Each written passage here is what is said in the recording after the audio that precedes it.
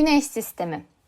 Güneş, Güneş'in etrafındaki gezegenler, uydular, meteorlar ve kuyruklu yıldızlardan oluşan bir gök cisimler topluluğudur. Bu gök cisimleri arasındaki mesafeyi ifade etmek için astronomi birimi adı verilen bir uzaklık birimi belirlenmiştir. Ve bir AB yaklaşık 150 milyon kilometredir. Gezegenler bir yıldızın yörüngesinde dolaşan küresel biçimli ve yüksek çekim gücüne sahip gök cisimleridir. Bir yıldız olan Güneş'in yörüngesinde ise dolaşan 8 gezegen vardır. Güneş sisteminde yer alan 8 gezegeni Güneş'e olan uzaklıklarına göre Merkür, Venüs, Dünya, Mars, Jüpiter, Satürn, Uranüs ve Neptün olarak sıralayabiliriz. Bu gezegenlerin ilk 4'ü Güneş'e yakınlıkları bakımından iç gezegen olarak adlandırılırlar ve kayaçlardan oluşturuldukları için karasal gezegenlerdir.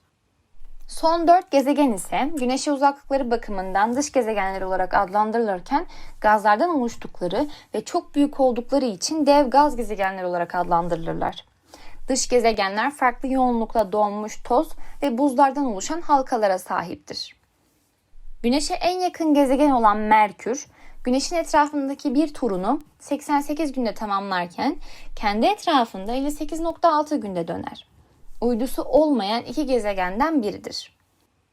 Güneşe bakan tarafının yüzey sıcaklığı ortalama 510 santigrat derece iken ters tarafı ise ortalama eksi 210 santigrat derecedir. Merkür Dünya'da Mart ve Nisan aylarında akşam yıldızı, Eylül ve Ekim aylarında ise sabah yıldızı olarak görülebilir. Venüs uydusu olmayan diğer gezegendir. Güneş'e olan uzaklığı bakımından ikinci sırada olan Venüs ile Güneş arasında 108,2 milyon kilometre vardır. Kendi ekseni etrafında 243 günde, Güneş etrafında ise 225 günde döner. Venüs'ün yüzey sıcaklığı çevresindeki bulutların sera etkisi yaratması sebebiyle 13 ile 202 derece arasında değişir. Atmosferi karbondioksit, azot ve sülfürik asit içerir.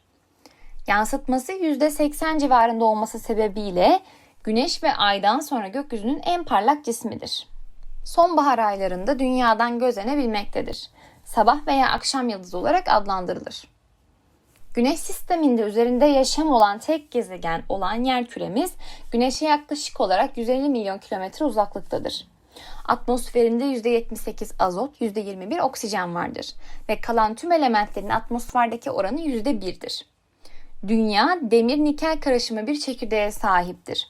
Bu durum dünyanın dönmesiyle mıknatıslaşmaya neden olur ve dünyanın manyetik alanını oluşturur. Güneşin etrafında 365,2 günde, kendi ekseni etrafında ise 23 saat 56 dakikada döner. Dünyanın Ay adı verilen bir tane uydusu vardır.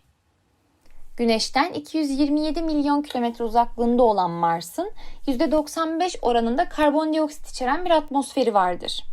Yüzey sıcaklığı yaklaşık eksi 187 derecedir. Phobos ve Deimos isimli iki uydusu vardır. Çıplak gözle bakıldığında kırmızımsı bir renkte görülür.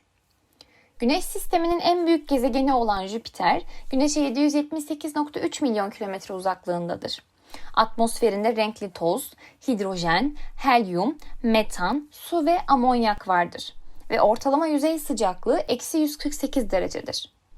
Dev gaz gezegen Jüpiter'de diferansiyel dönme vardır. Katı bir cisim gibi her noktasında aynı hızla dönmez.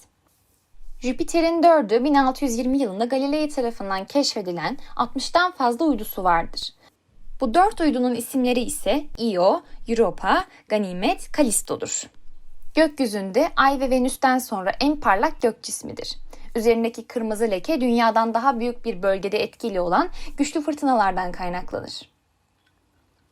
Güneş'e yaklaşık olarak 1430 milyon kilometre uzaklıkta olan Satürn'ün atmosferi hidrojen ve helyumdan oluşur. Yüzey sıcaklığı eksi 178 derecedir. Satürn 30'dan fazla uyduya sahiptir. Ancak en bilinenleri Rhea, Dion, Titan, Mimas'tır. Uranüs Güneş'e yaklaşık olarak 2780 milyon kilometre uzaklıktadır. Güneş'in etrafındaki bir turunu 84 yılda tamamlar. Atmosferi hidrojen, helyum ve metandan oluşur. Hemen hemen homojen bir sıcaklık dağılımına sahip olan Uranüs, eksi 214 derecelik yüzey sıcaklığına sahiptir. Bilinen 27 tane uydusundan en büyükleri Ariel ve Miranda'dır. Çıplak gözle görülmesi çok zordur. küçük teleskoplarla da yeşil bir yuvarlak olarak görülür. Neptün, Güneş'e yaklaşık olarak 4497 milyon kilometre uzaklıktadır. Yüzey sıcaklığı -214 derecedir ve atmosferi hidrojen, helyum, metan ve amonyaktan oluşur. Şu anda bilinen 13 uydusu vardır. Ancak en önemlileri Triton, Thalassa, Despina, Galatea, Nereid'dir. Neptün yansıtması çok düşük olduğu için çıplak gözle görülemez. Göktaşları. Güneş sisteminde gezegenler arasında dolaşan taş ve kaya parçaları vardır. Bu kaya parçaları dünyaya yönelip yeryüzüne düşmeye başladıklarında göktaşı ismini alırlar. Atmosferin etkisiyle göktaşlarının yanması olayına ise meteor denir. Bu yanma esnasında her göktaşı parçası yeryüzüne ulaşamaz. Yeryüzüne ulaşan göktaşlarına meteoroid, bu düşme sonucu oluşan göktaşı çukuruna ise krater denir. Asteroidler. Asteroidler Güneş etrafında dolanan, gezegenden daha küçük boyutlarda irili ufaklı kayalardır. Asteroidlerin çoğunluğunun Mars ve Jüpiter arasındaki yörüngede olması sebebiyle bu bölge asteroid kuşağı olarak da adlandırılır. Diğer asteroidler ise Neptün'ün ötesindeki yörüngelerdedir. Güneş tutulması.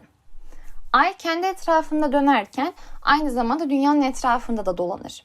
Bu hareket esnasında Güneş ve Dünya arasına giren Ay, Güneş ve Dünya ile aynı hizaya gelir. Yani Dünya'ya gelmekte olan Güneş ışınlarının önü Ay tarafından kesilir ve Ay'ın gölgesi Dünya üzerine düşer. Güneş tutulması sırasında Ay'ın gölgesinin düştüğü bölgelerde Güneş görülemez. Güneş tutulması Ay'ın yeni ay evresinde gerçekleşir. Bir yılda yaklaşık 3 ya da 4 güneş tutulması olmaktadır. Ayın Güneş ve Dünya arasına girerek Güneş'in tamamını örttüğü tutulmalara tam güneş tutulması, Ayın Güneş'in bir kısmını örtmesi sonucu oluşan tutulmalara ise parçalı güneş tutulması adı verilir. Ay tutulması. Ay Dünya'nın etrafında ve Dünya ile birlikte de Güneş'in etrafında dönmektedir.